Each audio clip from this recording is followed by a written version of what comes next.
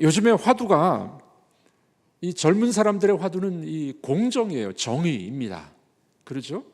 그래서 정치가들도 정의롭지 못하면은 막 그냥 하야시키려고 하고, 또 교회도 정의롭지 못하면은 이 이야기들을 많이 합니다. 요즘에 이 30대, 40대가 교회를 많이 떠났어요. 그 이유 중에 하나가 교회가 정의롭지 못한다는 거예요. 우리는 사회보다도 더 정의로워야 되고 사회보다도 더 사랑이 많은 곳이 교회여야 되는데 요즘 그걸 많이 잃어버렸어요. 다시 한번 우리가 그 정의를 회복해야 되지 않겠나 하는 생각을 해보고 있습니다. 여러분들에게 여쭤보겠습니다. 교회는 싸우는 곳입니까? 교회는 싸우는 곳이 아니에요. 교회는 사랑하는 곳입니다. 교회는 사랑하는 곳인데 요즘 어떤 교회들을 보면 너무 열심히 싸워. 근데 요즘 교회들이 싸우면은요, 화해를 못 합니다. 왜 화해를 못 하는 줄 아십니까? 어떤 원로 목사님이 저한테 그러시더라고요. 제 말이 아니라 그 원로 목사님 그러시더라고요. 안 믿는 사람들은 소주를 까니까 빨리 해결되는데 예수 믿는 사람들은 소주를 안 까니까 쫀쫀해가지고 해결을 못 한다고. 근데 이분은 너무 쉽게 그렇게 표현하셨는데요. 상한 감정의 치유라고 그 책을 보면은 그 작가는 이렇게 이야기합니다. 왜 그리스도인들이 문제가 생기면 화해를 못하고 왜 문제가 오래 가느냐? 우리 인간 마음속에는 이 초인적 자아가 있답니다. 초인적 자아. 나는 이 정도 수준의 사람이야. 나는 이런 사람이고, 나는 기도도 많이 하고, 나는 정의롭고, 나 같은 사람 어디 있어? 어떤 초인적 자아, 나에 대해서 아주 높은 이상을 갖고 있는 거예요. 나에 대해서는. 근데 상대방을 볼 때는 상대방은 다 허점만 보이는 거예요. 왜 저렇게 하지? 왜 저런 말을 하지? 저 사람은 왜 저래? 상대는 이렇게 낮춰보는 거죠. 그러다 보니까 우리 그리스도인들이 예수는 믿는데 이 초인적 자아가 깨지지 않은 거예요. 십자가 앞에 가서 우리가 이 나의 높아진 이 마음들을 이게 깨져야 됩니다. 나도 죄인입니다. 나도 부족한 사람이에요. 나도 연약한 사람입니다. 라는 것이 십자가 앞에서 깨져야 되는 겁니다. 그러면은 상대를 볼 때 어떻게 해요? 저 사람도 그럴 수도 있지. 나도 이건데. 그럴 수 있지. 서로 이해를 할 수 있는 거죠. 예수 믿는 사람이 성격이 변합니까? 성격 변하셨습니까? 변한 분도 계세요? 잘 안 변해요. 예수 믿었는데 성격이 잘 안 변해. 왜 그런지 아십니까? 우리 성격이 옛날에 내 옛자가 그냥 남아있는 거예요. 우리가 예수를 믿는 새 사람이 되는데 예수의 성품이 우리 속에 들어오잖아요. 예수의 영이 우리 속에 들어오잖아요. 예수님의 영이 옛자를 이겨야 돼요. 옛자를 이겨야 됩니다. 성령이 충만해서 옛자를 이기면은 옛자가 죽게 돼 있어요. 그런데 여러분들 성령 충만하지 않다 보면 어떻게 됩니까? 예수님을 믿어서 생명은 들어왔는데 이것보다 옛자가 너무 강해. 비판하고 정죄하고 싸우고 교회 안에서 싸우면 화해도 안 하고. 여긴 그런 분들 없으시죠? 저희 교회 장로님 한 분이 그러더라고요. 돌아가셨는데 목사님 내 눈에 흙이 들어가도 나는 그분과 화해를 못해요. 그러더니 진짜 눈에 흙이 들어가셨어요. 이게 뭡니까? 여러분 우리는 예수의 생명이 들어와서 예수의 성품으로 살아간다고 하는데 옛자가 깨지지 않았어요. 옛사람이 더 커가지고 예수의 생명은 조그만해. 그래가지고 그냥 싸우고 죄짓고 옛사람 모습 그대로 드러나고. 우리 성동교회 교우 여러분들은 예수의 생명이, 예수의 성령이 충만하셔서 옛자를 이겨나가기를 주님의 이름으로 축복합니다. 그러면 뭐든지 다 할 수 있어요. 뭐든지 다 할 수 있습니다. 교회는 세상을 향해 복음을 전하는 것이 교회입니다. 그렇죠? 제가 오늘 교회 섬김에 대해서 주로 말씀할 텐데 저희 교회도 열심히 전도해요. 복음을 전하고 열심히 하는데 오늘 강조점은 이제 이 대사회적인 것이니까 제가 이제 강조점을 거기에 둘 겁니다만은 교회는 복음을 나누는 곳이에요. 그렇죠? 생명을 나누는 곳입니다. 그러나 동시에 빵도 나눠주는 곳입니다. 그러므로 이 복음과 빵은 동전의 양면과 같은 거예요. 그동안 우리 교회들이, 한국 교회들, 특별히 보수적인 교회들은 뭐냐면은 우리끼리 리그예요. 우리끼리만 잘 지내고 우리끼리 부흥회하고 우리끼리 잘 먹고 지내는 거예요. 그 사회에 그냥 너무 도외시해 버려 가지고 요즘 그런 이야기 한대잖아요. 대학생들 복음화율이 1%, 2%밖에 안 됩니다. 대학생들이 교회 나간다 그러면 뭐라 하는지 아십니까? 너 아직도 교회 나가냐? 그렇게 이야기한대. 아직도. 교회에 대한 신인도가 너무나도 많이 떨어져 있는 거죠. 우리는 복음과 함께 사회, 가난하고 힘들고 어려운 사람들을 돌보는 일을 함께 해야 됩니다. 그때 복음의 영광이 드러나게 될 줄로 믿습니다. 이제 PPT를 좀 준비를 했는데 PPT 한번 띄워주시기 바랍니다. 네, 제목을 그래서 정의로운 교회, 사랑과 나눔으로 풀어간다 이렇게 한번 잡아봤습니다. 그 다음 장 넘겨주시죠. 네, 오늘 요 순서대로 조금 할 거예요. 교회는 정의로운가, 기대보다 더 큰 것을 줄 수 있는 교회가 됐으면 좋겠고요. 사회적 약자를 위한 프로그램들이 있고, 네, 우리 교회 사례들을 좀 보여줄 겁니다. 그 다음 장이요.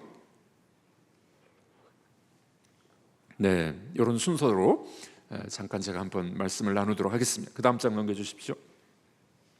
세상이 교회를 비방하는 이유가 어디 있습니까? 대개 보면은 이 교회로부터 상처받은 사람들이 많습니다.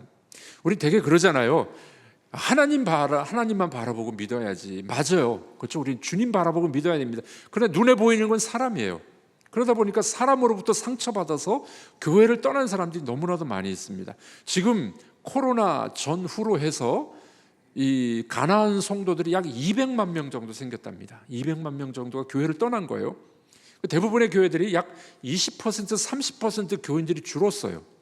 그런데 장로님들은 그래도 위기의식을 못 갖죠. 왜냐하면 헌금은 안 줄었어요. 왜 헌금이 안 줄은지 아십니까? 헌금 안 하는 사람들이 떠나갔기 때문에 그래요. 대부분이. 떠나간 사람들은 믿음이 약한 사람들이 떠나갔기 때문에 그렇습니다. 그래서 우리 장로님들이 대부분의 교회에서 헌금 안 줄었다고 좋아하는데 좋아할 일이 아니라는 겁니다. 떠나간 사람들의 많은 사람들의 이야기가 뭐냐면은 교회로부터 상처받았다는 거예요. 그 교회는 바로 우리들이에요. 목사로부터, 그리고 성도님, 권사님, 장로님들로부터 상처받아서 떠난 사람들이 많습니다. 저희 지역에도 지금 교회 분쟁 사건이 있어가지고 참 어려움이 많이 있는 교회들이 있는데, 제가 그 교회 좀 수습을 해주기 위해서 수습 처리 위원장인가 하라 그래서 지금 열심히 좀 수습을 해주려고 노력을 하는데, 그 이야기를 들어보니까 너무 안타깝더라고요. 한 1000명 이상 나오던 교회가 지금 400~500명으로 줄어버렸어요. 3년 동안 여러 가지 어려움을 겪고 있습니다. 근데 문제는 뭐냐면은 교인들이 반절이 줄었는데, 이 여자분들은 그래도 믿음이 좋은 여자분들은 다른 교회로 옮겨요. 그나마 이제 자기 신앙을 유지하기 위해서. 믿음이 약한, 되게 남자들이 믿음이 약해요. 여기 남자분들이 그래도 많이 나오셨는데, 믿음이 약한 남자들은 아예 신앙을 잃어버립니다. 너무 안타깝죠. 너무 안타까워요. 그래서 이야기를 들어보면 교회로부터 상처를 많이 받았다는 겁니다. 요즘에 새로운 전도법 중에 하나가, 인천에 있는 어느 목사님은 이렇게 이제 길거리에서 붕어빵 전도도 하고 커피 전도 이렇게 하시는데, 물어본대요. 예전에 교회 다닌 적이 있으신가요? 그분들을 집중적으로, 옛날에 다녔던 분들이 그렇게 많대요. 그분들의 전화번호도 따고 그분들에게 선물도 주고 그분들을 전도하는데, 이분이 코로나 때 교인이 떨어져서 50명밖에 안 됐는데, 지금 코로나 이후에 전도를 그렇게 하다 보니까 대상이 누구예요? 교회 떠나간 가나안 성도들을 대상으로 그렇게 전도를 했는데 500명으로 지금 부흥했답니다. 그만큼 교회를 떠난 사람들이 많다는 겁니다. 떠난 이유가 교회로부터 상처를 많이 받은 거죠. 교인들의 부조리한 모습들, 또는 교회의 불공정한 모습들, 이런 모습 때문에 상처를 받은 사람들이 많이 있다는 겁니다. 네, 우리가 참 많이 기도해야 될 부분이겠죠. 그 다음 장 넘겨주시죠. 네, 이런 이야기들, 이런 부정적인 그만하겠습니다. 넘어가겠습니다. 네, 여러분들 이 구약 성경을 보면은 저녁이 되고 아침이 되면 이렇게 나오죠. 성경의 그 용법을 보면은 성경은 부정적인 것부터 먼저 시작을 해요. 그리고 아침이 되면 하나님의 긍정적이고 소망의 이 아침 햇볕이 뜨는 거예요. 그러니까 우리가 이 부정적인 것만 너무 신경을 쓸 필요는 없어요. 여러분들 저녁이 되고 아침이 되면, 저녁은 밤이고 어두움이고 부정적인 걸 쓸 수 있어요. 그러나 아침이 되면은 희망과 소망과 주의 인자하심이 아침마다 새로운 역사가 일어나게 되는 줄로 믿습니다. 우리는 이 부정적인 건 너무 많이 바라보지 마시고 부정적인 건 고쳐나가고, 그 다음에 하나님이 원하시는 새로운 아침, 긍정적인 거를 자꾸 우리가 배울 필요가 있습니다. 교회가 정의로울까요? 성경에서 말하는 정의가 뭘까요? 이것은 우리 이 사회에서 말하는 정의하고 조금 다릅니다. 그것도 포함이 되지만 좀 달라요. 성경에서는 하나님을 뭐라고 표현합니까? 정의로우신 분이라고 말해요. 하나님이 정의로우신 분이다. 우리 미가서 6장 8절인데 함께 읽어보도록 하겠습니다. 사람아, 주께서 선한 것이 무엇임을 내게 보이셨나니 오직 정의를 행하며 인자를 사랑하며 겸손하게 내 하나님과 함께 하는 것이 아니냐. 글자가 보이십니까? 앞에 앉아야 잘 보입니다. 미가서에 보니까 주께서 선한 것이 무엇임을 보였는데 오직 정의를 행하며 인자를 사랑하며 겸손하게 하나님과 함께하는 것이다, 이렇게 이야기했죠. 그 다음 장 넘겨주시죠. 그래서 이 성경에서 말하는 정의는 신명기 10장에도 나오고 시편 68편에도 나오는데, 고아와 과부와 나그네를 잘 대접하는 게 정의라고 이야기합니다. 사회에서 말하는 정의도 분명히 있어요. 우리 사회에서 말하는 일반적 정의가 있어야 되는데 하나님은 한 단계 더 나갑니다. 그리고 교회는요, 사회 수준을 넘어서야 돼요. 사회 수준을 넘어서야 돼요. 요즘에 우리가 교회가 어려운 거는 사회 수준만도 못하는 경우들이 있다는 겁니다. 사회 수준을 못 넘어가는 이유가 있어요. 왜 그런지 아십니까? 우리 평신도들에게 말씀드리긴 좀 그런데, 교육자들이, 목사들이 공부를 안 해서 그래요. 옛날에는, 과거에는 우리나라 60년대 70년대는요 교회 목사님들, 교회가 사회를 선도해 나갔어요. 대학교 나오고 대학원 나온 분들이 다 목사님들이에요. 지금은 거의 다 대학교 다 나왔어요. 그런데 이 사회는 지식적으로 또는 여러 가지로 발전을 했는데 지도자들이 공부를 잘 안 해, 발전을 안 해. 영성과 지성이 따라가질 못해. 그러니까 교회 수준이 성장을 못하는 겁니다.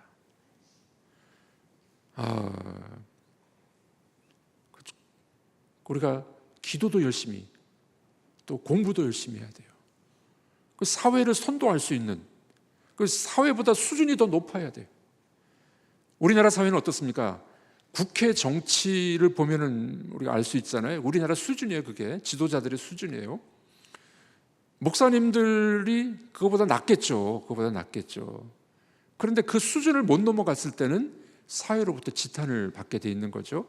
그 교회는 이 사회가 말하는 정의뿐만이 아니라 그걸 넘어서야 돼요. 그 넘어서는 게 바로 하나님 말씀이죠. 고아와 과부를 위하여 정의를 행하시며 나그네를 사랑하며 그에게 떡과 옷을 주시나니. 왜 그런 줄 아십니까? 이스라엘 백성들이 노예였잖아요. 고아였었고 과부였었고 노예, 나그네였는데 하나님이 그들을 구원해 주셨잖아요. 우리들도 죄인들이었는데 하나님이 우리를 구원해 주셨습니다. 그러므로 약하고 어려운 사람들 도와줘야 돼. 그게 하나님의 정의라는 겁니다. 시편 68편도 그렇게 나오죠. 한번 읽어보겠습니다. 그의 거룩한 처소에 계신 하나님은 고아의 아버지시며 과부의 재판장이시니라. 하나님이 정의로운 분이시기 때문에 그의 백성들도 정의롭게 살아가기를 원하십니다. 그러므로 성경의 정의는 윤리적이고 법정적인 정의도 있지만 더 중요한 게 있어요. 그것은 약자를 돌보라는 겁니다. 어렵고 힘든 사람들 도와주라는 거예요. 성경의 원리는 항상 그거잖아요. 내가 손해를 봐도 약한 사람들 도와주라는 겁니다. 여러분들 이제 여름은 다 지났는데 에어컨을 틀면은 이제 항상 문제가 생깁니다. 여자분들 중에서 냉방병이라든지 또는 뭐 에어컨 찬바람 알러지 있는 분들이 있어요. 그래서 여름에도 쇠타를 갖고 오는 분들이 있습니다. 무릎 담요 덮어야 분들이 있어요. 몸이 약하니까 그렇죠. 그런데 남자분들은 더워, 양복도 입고 있으니까. 자, 여러분들에게 퀴즈를 내겠습니다. 여름에 그렇게 추워하는 사람이 있는데 나는 땀이 흘러. 에어컨을 꺼야 되겠습니까? 켜야 되겠습니까? 뭔 말이요? 켜야지. 내가 더워 죽겠는데 켜야 되겠습니까? 꺼야 되겠습니까? 꺼야죠. 꺼야지. 바울이 그 이야기 하잖아요. 나 고기 먹을 수 있어. 고기 못 먹는 연약한 사람을 나 고기 안 먹을게. 예수님의 정신이 그거잖아요. 예수님은 사랑하고 희생하고 심지어는 죽기까지 하신 분이잖아요. 이게 복음의 정신이에요. 복음의 정신. 할 말이 많아요. 요한계시록 지금 하라 그러면 그냥 쫙 다 해드리고 싶은데 요한계시록도 그 이야기예요. 요한계시록 핵심 장은 4장, 5장, 7장이에요. 5장은 어린 양 예수 그리스도예요. 어린 양 예수 그리스도께서 메시아의 모습으로 유다의 사자의 모습으로 왔으나 그 뒤에 보면 그분은 일찍 죽임당한 어린 양이에요. 희생당하신 분이에요. 7장은 똑같은 패턴으로 나옵니다. 14만 4천 명이 나오는데 14만 4천 명이 누구냐? 나라와 족속과 방언과 백성에서 나온 허다한 무리들인데 순교자의 무리예요.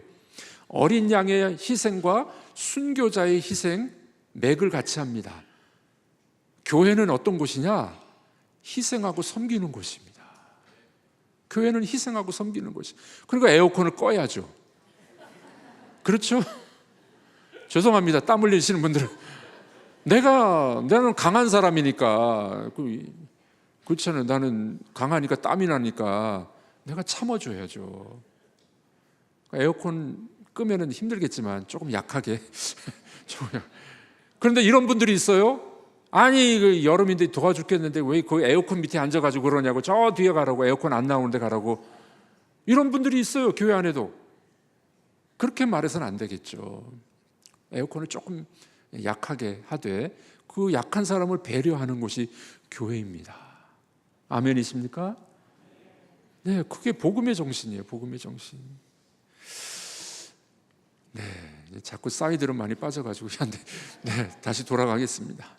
네, 그래서 교회는 정의를 행하는 곳인데 기대보다도 더 큰 것을 주는 교회가 돼야 됩니다. 우리 이제 오병이어 기적 아시잖아요. 예수님이 이제 그 수천 명의 10,000명도 넘겠죠. 10,000명도 넘는 사람들을 먹을 거 없었어요. 오병이어밖에 없었습니다. 예수님 뭐라고 말씀하세요? 너희가 먹을 거 좀 줘라. 주님 오병이어밖에 없는데요. 이거의 핵심이 뭘까요? 이 메인 아이디어는 뭐냐면은 우리의 부족함, 우리의 연약함을 그리스도에게로 가져가라는 거예요. 주님의 손에 의탁하고 주님의 손이 터치하면은 오병이어가 먹고도 남는 역사, 12광주례가 남는 역사. 우리의 약함을 주님 앞에 내어드리고 주님의 손에 의탁하면 주님께서 만지시면은 놀라운 역사가 일어남. 그게 이제 이 본문의 핵심 아니겠습니까? 여기 주님 그런 말씀하시죠. 너희가 먹을 걸 줘봐라. 그 이제 오병이어를 가지고 온 거죠. 그 다음 장 넘겨주시죠. 네, 예수께서 이르시되 갈 것 없다. 너희가 먹을 거 줘라. 우리의 작은 거지만 주님께 드려야 된다는 겁니다. 오늘날도 주님이 우리에게 요구하시는 게 있습니다. 너희들 있는 것 작은 거지만 좀 내어놓을 수 있겠냐? 헌신할 수 있겠니? 앞으로 교회를 예배당도 건축해야 되고 여러분들이 하실 일도 많이 있으신데 실은 그 돈은요, 재물은 다 있어요. 지금 다 있어요. 제가 봤을 땐 다 있어요. 어느 목사님이 교회를 건축하는데 기도하다 응답받았답니다. 그래서 성도들에게 설교를 하는데 여러분들 제가 하나님 앞에 응답받았습니다. 하나는 기쁜 소식이고 하나는 슬픈 소식입니다. 뭐부터 말씀드릴까요? 기쁜 소식부터 말씀해 주세요. 기쁜 소식은 우리 예배당 건축 자금이 다 있습니다. 슬픈 소식은 그것이 여러분들의 주머니에 다 있다는 겁니다.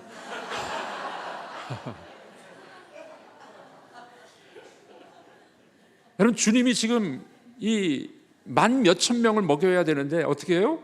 너희가 좀 먹을 걸 줘라. 주님, 우리 이것밖에 없네요. 작은 것을 가져왔는데 주님의 손이 터치하고 축복하니까 그것이 먹고도 남는 역사가 일어났던 것이죠. 이제 여러분들 걱정하지 마세요. 건축에 대해서 걱정도 하지 마시고 사역에 대해서 걱정하지 마세요. 우리가 우리 것을 작지만 드리면은요, 하나님이 일하십니다. 하나님이 일하세요. 오늘도 주님은 우리에게 요구하시는 것이 있습니다.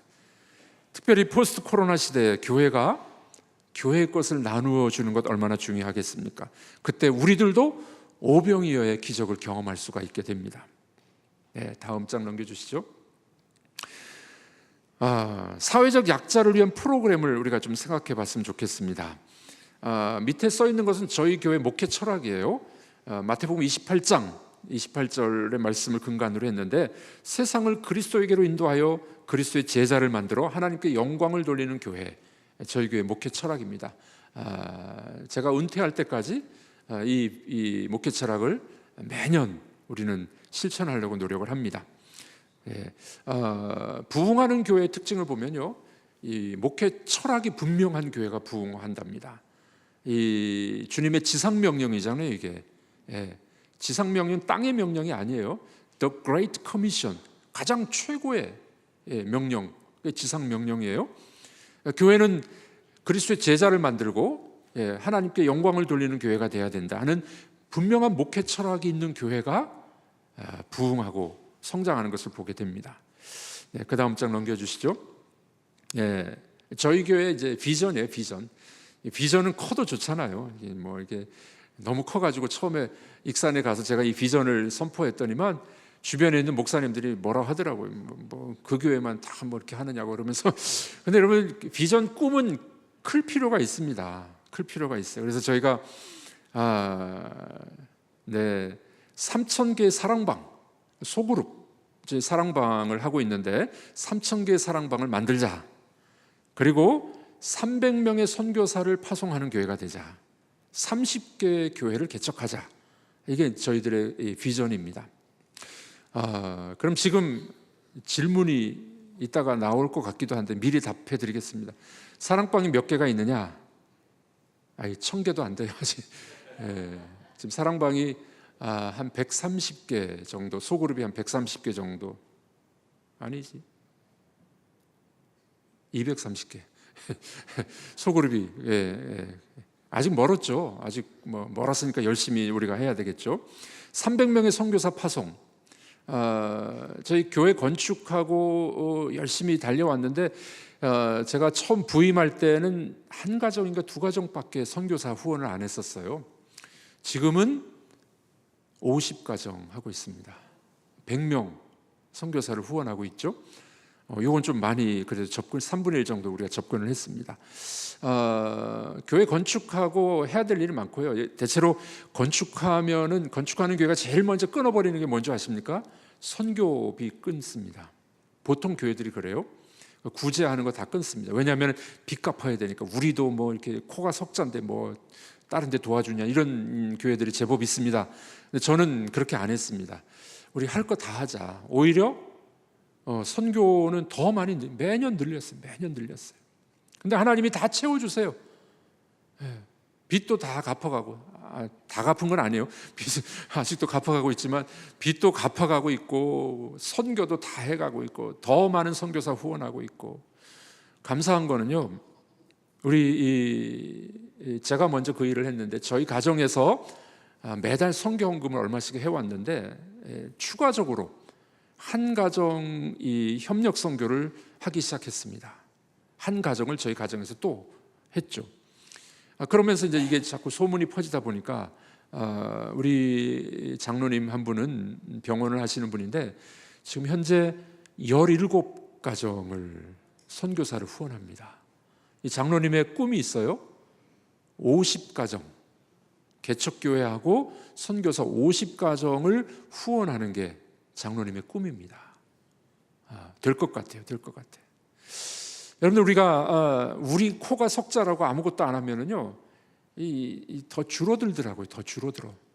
그런데 베풀고 나누다 보니까 하나님이 그만큼 더 채워주시는 역사를 경험하게 됩니다. 30개 교회 개척, 이것도 아주 요원한 일인데 우리 부목사 출신 목사님들 후원하고 또 개척교회 개척을 세워드렸고, 그 미자리 교회 계속 우리가 후원하는 일들을 하고 있습니다. 이런 어떤 꿈과 비전을 함께 가지고 나가면은 하나님이 책임져 주시더라고요. 예. 어떤 분들은 건축하다가 부도 난다고 막 그랬는데 부도는 난리도 없고요. 오히려 교회 개척도 하지, 선교사 파송도 더 하지, 구제 사역도 계속 해왔지. 성도님들은 지금 빚이 얼마인지도 몰라요. 그냥 교회가 잘 돌아가니까 잘 갚고 있고 사역을 또 열심히 하고 있으니까 그러고 걱정 안 하더라고요. 걱정 안 해.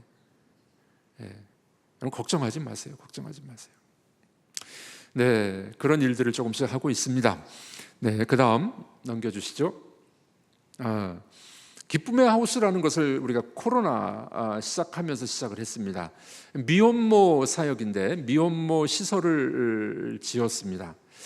여러분들 요즘에 그 미혼모 시설이 많이 줄어드는 거 아십니까? 예전에는 전국에 한 200개가 있었답니다. 근데 사설 단체들이 다 줄어들고 또 법규가 좀 바뀌었어요. 법규가 바뀌어가지고 미혼모라도 이 엄마 밑에 호적을 올려야 입양이 가능해요. 그러니까 아이를 이 엄마 밑에 주민등록을 올려야 됩니다. 그러다 보니까 미혼모들이 이제 이 터부시해가지고 자기 밑에 이제 이 아이 이름이 들어오면은 그렇잖아요. 이제 뭐 10대 후반, 20대 초반 이런 아이들이다 보니까 그냥 많이 낙태하고 1년에 우리나라 낙태하는 아이가 40만 명이랍니다. 낙태만 안 해도 우리나라 지금 뭐 인구가 훨씬 많아졌겠죠. 근데 하여간 이제 그런 법규 때문에 미혼모 시설이 많이 줄어들었습니다. 전라북도에는 공인된 국가기관이 하나도 없어가지고 시청에서 연락이 왔습니다. 교회가 좀 맡아줬으면 좋겠습니다. 네, 그리고 교회가 우리 당회 우리 장로님들이 16분이 계시는데 장로님들이 너무 좋으세요. 예. 처음부터 목사님 원하는 대로 목회를 다 하라고 그러시더니만 지금까지 그렇게 잘 밀어주십니다. 그래서 제가 이 이야기를 했습니다. 교회는 사회적 약자, 사실 미혼모를 환영하는 데가 어디 있겠습니까? 다 뭐 손가락질하고 아무도 돌보지 않으려 하고 집에서도 쫓겨난 아이들이 있어요. 이걸 우리 교회가 감당해야 되지 않겠습니까? 이제 이야기했더니 장로님들이 한 분도 반대하지 않고 오케이 했습니다. 그래서 저희가 교회 땅이 아까 5,000평이라 그랬잖아요. 조금 넓으니까 270평을 잘라서 기부했습니다. 270평이니까 돈으로 따지면 얼마일까요? 땅을 기부했어요. 그 땅은 이제 교회 땅 아니에요. 그 복지법인 쪽으로 들어갔어요. 만약 교회가 이거 운영 안 한다 그러면 그거 다 그냥 줘야 됩니다. 국가에 귀속되는 겁니다. 270평 잘라서 우리가 기부했고 또 건축비가 그 다음 장 넘겨보시면 그림이 나올 텐데 네, 건물이 요 건물입니다. 이 건물이 한 150 건평 150평 정도 되고 방이 8개 원룸처럼 8개가 있는데 건축비가 한 10억 정도 들어갔어요. 근데 여성가족부 주관으로 하는데 여성가족부가 좀 돈이 없대요. 그래서 땅을 기부했으면 건물은 지어줘야 되는데 자기들이 돈 없다고 국가에서 돈 없다고 교회 보고 또 30% 3억을 대려내요. 그래서 또 장로님들한테 말씀드려요. 장로님 이거 어떻게 하죠? 땅만 주면 되는 줄 알았더니 또 뭐 돈도 대라고 하네요. 그랬더니 그러면 해야죠. 네, 아무도 반대를 안 하셨어요. 교회가 또 3억 돼가지고 이 건물을 준공을 했습니다. 그 다음 장 넘겨주시죠. 네, 이제 개원을 했는데 가운데 그림 보시면 이제 첫 돌잔치는 별로 없습니다. 왜냐하면 거기에 이제 출산하고 입양 보내는 애들이 한 반절 정도 되고요. 근데 입양도 아들은 안 돼요. 요즘은 다 딸이 대세야. 그래서 딸은 입양이 되는데 아들은 입양이 잘 안 돼요. 아이고 권사님 이게 뭐 30년 만에 이렇게 달라졌어요? 옛날에 아들 못 낳는다고 큰일 났는데 요즘에는요 아들 낳으면 별로 안 좋아해. 딸은 입양이 잘 되는데 아들은 잘 입양이 안 됩니다. 보통 많이 머물러 한 1년 정도 머무는데 돌잔치는 참 드뭅니다. 대체로 100일 잔치를 우리가 해주죠. 100일 잔치 해주는데 여기는 이제 복음을 전할 수가 없어요. 공적 기관이기 때문에. 근데 우리 교우들이 사회복지사로 일하고 있기 때문에 잘 보살펴주고 간접적으로 복음을 전합니다. 100일 잔치나 돌잔치 때는 제가 가서 예배를 드려주고 선물을 꼭 하죠. 예, 그 엄마들이 막 울어요. 네. 집에서도 쫓겨난 아이들도 있고, 또 요즘에는 정신지체 장애인들이 제법 들어옵니다. 장애인들이 뭐 모르니까 성폭행 당해가지고 임신하고 너무 불쌍하죠. 그 장애인들이 들어왔기 때문에 이제 뭐 이 수화하는 사람도 붙여줘야 되고, 교회에서 이렇게 잘 해주다 보니까 이 아이들이 감동을 해서 웁니다. 이 100일 잔치하고 돌잔치하면 울어요. 그 너무 참 의미 있는 귀한 일들을 조금씩 하고 있습니다. 그 다음 장 넘겨주시죠. 네, 이렇게 해서 우리가 건물을 짓고 위에 이제 실내 공간이죠. 엄마하고 아이가 주거할 수 있도록 이렇게. 그동안 4년 정도 됐는데 약 40명 정도 태어났습니다. 40명 정도. 출산 비용은 정부에서 안 나와요. 교회에서 매달 100만 원씩 법인 전입금으로 교회에서 매달 100만 원씩 후원을 해줘야 돼요. 네. 네, 뭐 크진 않지만 그렇게 매달 하고 있습니다. 네, 그 다음 장 넘겨주시죠. 네, 사례가 좀 나와 있는데 김아무개 씨인데 20대 중반쯤 됐었습니다. 부모님과 함께 생활하다가 출산일이 가까웠을 때 임신 사실을 알게 됐대요. 뭐 그렇게도 되는 모양이고 참 희한하죠. 근데 부모님이 너무 충격받을까 봐 친구 집에 가서 살았습니다. 그러다가 이제 출산을 하고 이제 이 시설에 들어오게 됐어요. 처음에는 입양을 보내려고 했는데 아이를 낳고 모성애가 참 진하고 귀한 거죠. 아이를 낳고 키우다 보니까 너무 사랑스러운 거야, 아이가. 자기가 키우기로 결정합니다. 더 놀라운 거는 100일 잔치하는데 도망간 남자가 돌아왔어요. 도망간 남자가 돌아와가지고 지난 4월 27일 날 결혼했습니다. 결혼해가지고 우리가 냉장고 사주고 세탁기 사주고 12개월 먹을 수 있는 분유 사주고 너무 감사하게 결혼까지 하고 나갔습니다. 직접적으로 전도는 못했지만 교회의 사랑을 받았기 때문에 아마도 언젠가는 복음을 듣고 주께로 돌아오지 않겠나 싶습니다. 네, 그 다음 장 또 두 번째 사례인데요. 이분은 정아무개 씨인데 청각 언어 장애, 지체 장애가 있습니다. 임신 당시 모텔에서 생활을 했는데 이제 출산하고 이 시설에 들어왔어요. 중복 장애가 있다 보니까 애를 못 키우는 거죠. 근데 우리 그 직원들이 사랑으로 또 수화도 가르치고 잘 도와주다 보니까 이제 자기가 양육하기로 결정을 하게 됩니다. 아이가 조금 컸어요. 이제 한 24개월쯤 됐는데 이제는 아이에게 수화를 가르쳐줘요. 엄마하고 소통할 수 있도록 그런 일들을 도와주게 됩니다. 네, 그 다음 장 마지막 사례인데요. 송아무개 씨인데 이 사람은 베트남 여인입니다. 다문화 가정으로 왔다가 버림받고 아이가 있었는데 또 베트남 남자를 만나가지고 또 아이가 생겼는데 이 남자가 또 베트남으로 도망가 버렸어요. 이러다 보니까 이제 이 둘째 아이를 낳았는데 이 시설에 들어와서 출산하고 거기서 이제 사랑을 많이 받게 됐죠. 네. 퇴소할 때 또 우리 퇴소할 때 냉장고 사줍니다. 세탁기, 뭐 전자레인지, 에어컨도 지원해줬고 양육비 월 20만 원씩 정부에서 받을 수 있도록 다 해주고 전셋집도 정부에서 좀 나오는 게 있어요. 이 여인의 소망은 이제 한국에서 이 커피숍, 빵집을 만드는 게 소망이라고 합니다. 그래서 참 감사하게 이제 나가서 생활을 하고 있습니다. 뭐 이런저런 사례들이 참 많이 있습니다. 몇 가지만 소개해드렸는데 그동안 약 40명 아이들이 출생하면서 아이들이 얼마나 예쁩니까? 가면 엄마들이 아이들 사랑하고 예뻐하는 모습, 또 자기 아이를 키우겠다 하는 모습을 보면서 너무 감사한 일들이 많이 있습니다. 네, 그 다음 장 넘겨주시죠.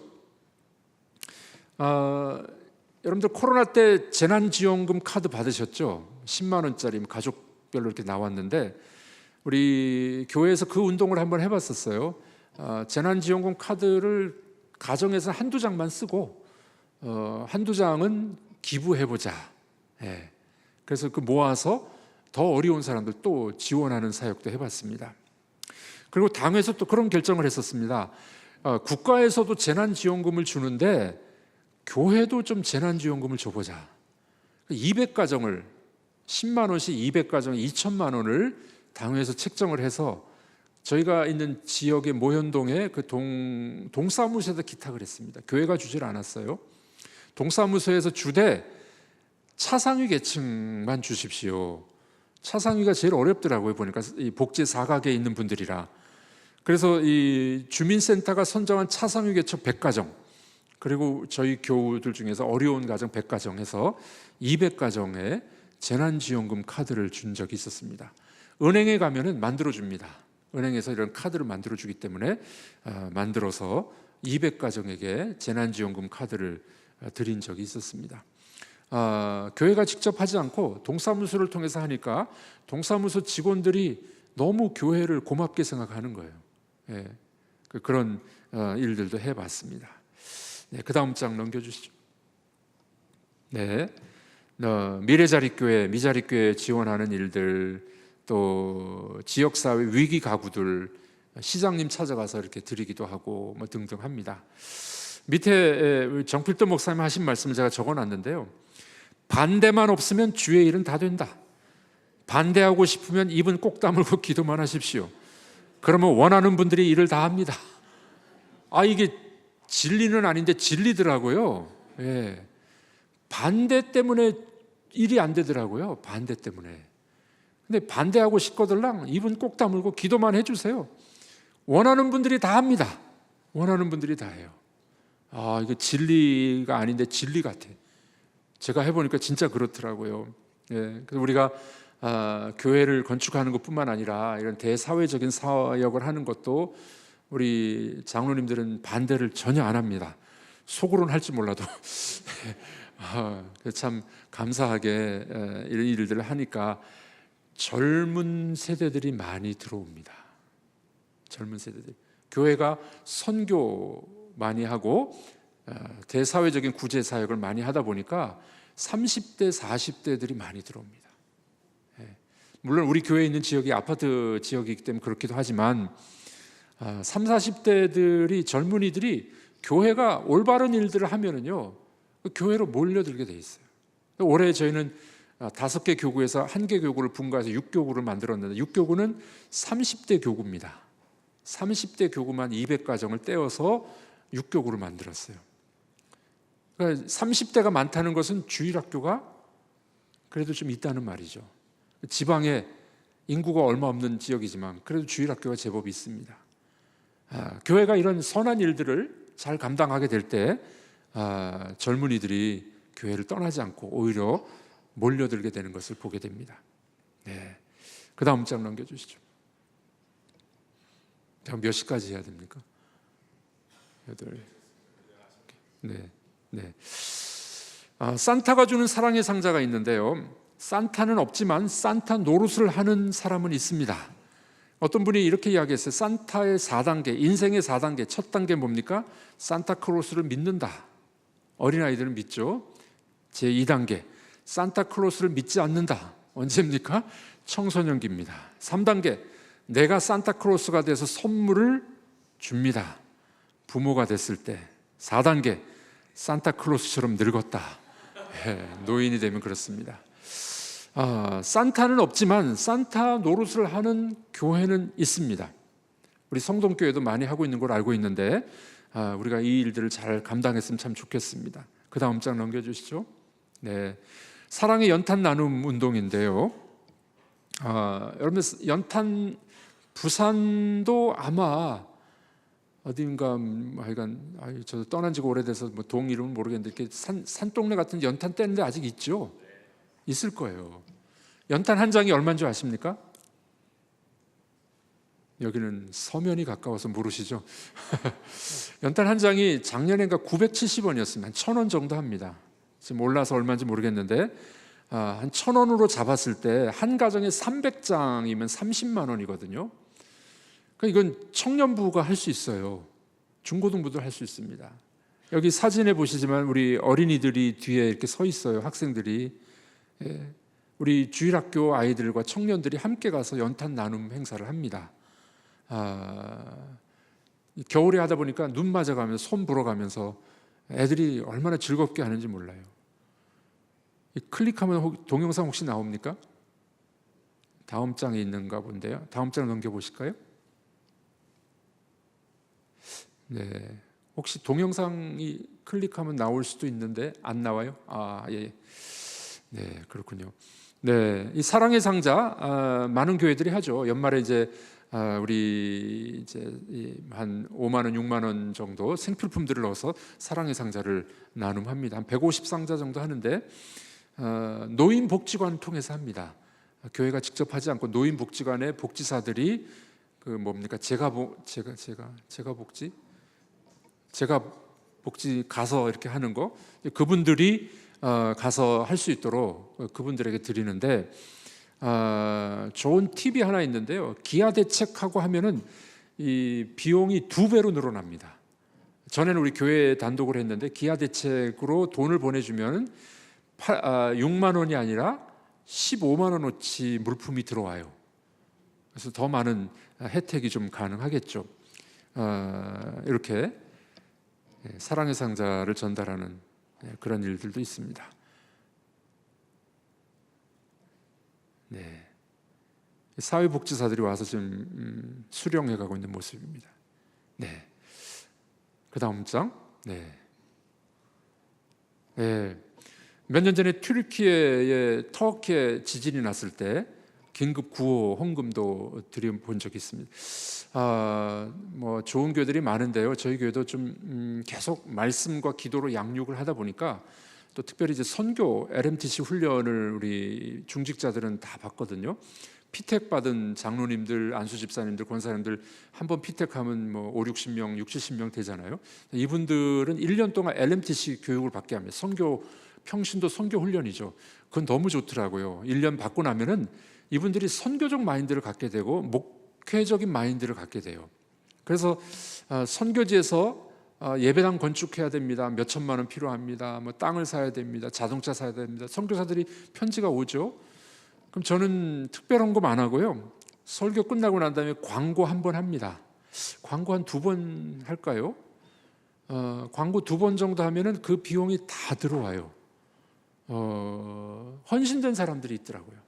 마음에 감동된 사람들이 분명히 있습니다.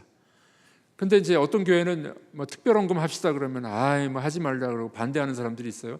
하려는 사람들을 마음까지 다 막아버리는 거죠. 근데 놀라운 거는요, 성령이 역사하셔서 감동이 되는 사람들이 있어요. 그 학교도 지어줬어요. 광고만 했는데 학교 짓는 돈이 다 들어왔어요. 자동차 산다고 필요해도 자동차도 다 사드리고.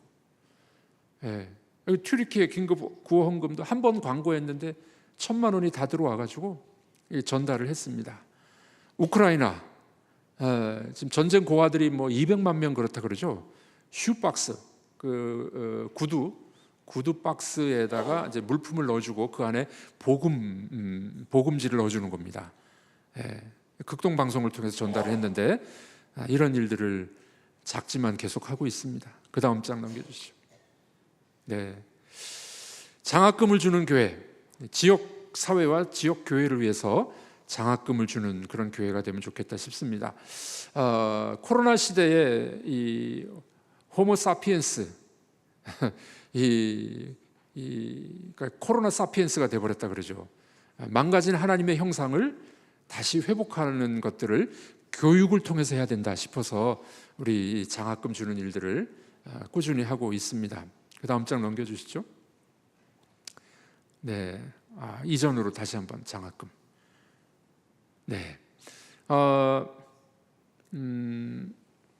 여러분 국민연금이 63세, 64세 때쯤 나오잖아요. 그래서 제가 그런 제안을 좀 했습니다. 목사님들은 70세 은퇴하잖아요. 대체로 70세 은퇴하기 때문에 저도 내후년이면 이제 국민연금을 받아요. 63세 뭐 되면 나온다 하더라고요. 그래서 그런 생각을 해봤습니다. 저는 교회에서 사례를 받으니까 국민연금 나오는 거를 제가 장학금으로 내놓으려고 합니다. 교회에게 요청을 하는데, 장로님들 제가 이만큼 내놨으니까 교회에서 이만큼 주세요. 그러면 2배가 되잖아요. 2배. 그거로 작은 장학재단을 만들려고 해요. 제가 그렇게 하다 보면 이제 또 따라하는 분들도 생길 겁니다. 따라하는 분이 생길 것 같아. 교회가 장학재단을 좀 만들어서 우리 다음 세대에게 장학금을 주고 사람을 키우는 그런 일들을 하려고 지금 생각 중에 있습니다. 빨리 국민연금이 나왔으면 좋겠는데 2년을 더 기다려야 됩니다. 근데 문제가 있더라고요. 저는 전액이 다 나올 줄 알았더니 수입이 있으면 또 반액분이 안 나온다네요. 뭐 그런 게 좀 있어서 좀 서운하긴 한데, 하여간 시도하면은 따라하는 사람들이 반드시 생기더라고요. 따라하는 사람들이. 예. 그런 일들도 가능합니다. 그 다음 장. 이제 11월 1일부터 우리 다니엘 기도회가 시작이 되는데, 오륜교회에서 하는 다니엘 기도 함께 저희가 동참합니다. 참 은혜롭고 좋은데, 여기 우리 주일학교 아이들도 함께 참여합니다. 아이들에게는 빠지지 않고 결석하지 않고 나온 아이들에게는 장학금을 줍니다. 성도들이 헌금한 것에서 장학금을 주고 나머지는 구제헌금으로 쓰게 되는데, 아이들이 이제 부모님들을 이제 모시고 나오죠. 가자고 하니까 또 은혜로운 그런 기도회가 될 수가 있습니다. 어떤 행사를 하든지 간에 이렇게 좀 아이들을 자꾸 격려할 수 있는 그런 제도를 만들면 좋겠다 싶습니다. 네, 그 다음 장. 네, 시에다가 장학금 기탁도 하고, 지난번 몇 년 전에 미얀마 사태가 있었죠. 미얀마 사태. 그때 우리 교회가 미얀마 학생들을 좀 도와야 되겠다 싶어서 이제 헌금을 좀 했는데, 익산시에 보니까 원광대학교가 있는데 원광대학교는 미얀마 학생이 없더라고요. 그래서 전주대학교에 미얀마 학생들이 10여 명이 있었어요. 그래서 그 아이들에게 장학금을 전달하는 일도 있었습니다. 그러니까 그때마다 시대가 필요할 때, 상황이 필요할 때 교회가 바로바로 반응을 해주는 것, 이런 것들이 교회에도 참 필요하지 않겠나 싶습니다. 오늘 아침에 읽은 책인데요, 그 보수주의자들은 시대를 읽지를 못한대요. 보수주의자들은 시대를 읽지 못하고, 자유주의자 또는 이제 진보주의자들은 시대를 너무 잘 읽는데 복음은 읽지 못한대요. 참 이게 다 딜레마죠. 우리는 둘 다 봐야 됩니다. 시대도 읽을 줄 알고, 환경도 읽을 줄 알고, 복음도 읽을 줄 알고, 함께 갈 수 있는 그런 교회가 좀 건강한 교회가 되지 않겠나 싶습니다. 네, 그 다음 장 넘겨주시죠. 네, 아까 말했던 이제 매칭 펀드로 장학금을 좀 마련할 수 있도록 생각해보고, 이제 내년에 우리가 교육관을 좀 자그맣게 짓는데, 이 교육관에는 스터디 카페, 청소년들을 위한 스터디 카페에 들어가고, 장애인들을 위한 공동 작업장, 그 미랄재단에서 하는 굿윌 스토어라고 있더라고요. 장애인들을 고용해서 그 고용 창출도 되고 기부도 받고 하는 그런 기관인데, 그런 것을 여기 좀 유치하려고 하고요. 영어 도서관, 어르신들을 위한 휴게 공간, 그래서 지역 사회에 오픈하는 그런 교육관으로 지금 생각을 하고 있습니다. 네, 그 다음 장 넘겨주시죠. 네, 이 조그마한 교회를 또 하나 줬어요. 제가 저희 교회 앞에 간판이 보이는데, 그 간판 앞에 짜투리 땅이 좀 있었습니다. 한 서너 평이나 될까요? 5평 정도 되는 짜투리 땅이 남았는데, 여기다가 미니어처 교회를 세웠어요. 이게 지금 미니어처 교회예요. 안에 한 5-6명 들어갈 수 있는 조그마한 공간인데, 미니어처 교회를 세운 이유가 있습니다. 그 다음 장에 나옵니다. 네, 라면 나눔. 우리 안수 집사님들 보고 여기서 라면 나눔 행사를 좀 하십시오. 라면 나눔을 하게 됩니다. 그리고 붕어빵 나눔, 붕어빵 전도 여기서 이렇게 하게 됩니다. 우리가 해야 할 일들이 참 많더라고요. 생각하고 기도하다 보면은 지역 사회를 섬기고 전도하고 복음을 전할 수 있는 기회들이 참 많이 있습니다. 네, 예, 이게 마지막 같은데요. 넘겨보시죠. 네, 땡큐. 네, 저희 교회는 뭐 초대형 교회는 아니에요. 그러나 교회가 할 수 있는 한 최선을 다하려고 노력하고 주의 복음과 그리고 지역사회를 섬기는 일 함께 감당할 때 하나님의 정의로운 교회가 만들어지지 않을까 그렇게 기도하고 있습니다.